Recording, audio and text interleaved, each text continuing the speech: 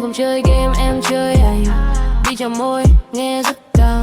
Anh nghĩ hàng win chưa chắc đâu, em dùng cả bàn rồi biến mất nhanh. Bida em spin anh round round round. Bida không cần force vẫn down. Bida mắt lock không cần sound, one shot anh fall no rebound. Em không cầm mạnh em cần đung, đặt đi cái là anh tự chung. Anh lấy em đậu trước khi anh nghĩ, chưa kịp chơi em đã đi chung. Anh nói em luck nào, đó là skill, sai nhẹ nhưng control anh still. English em xoay, tim anh lệ nhịp, khi chưa cần chạm mà anh đã feel.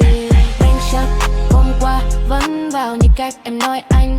Dính sao không cần gần vẫn lanh. Anh à xa một chút anh nhớ dài lâu.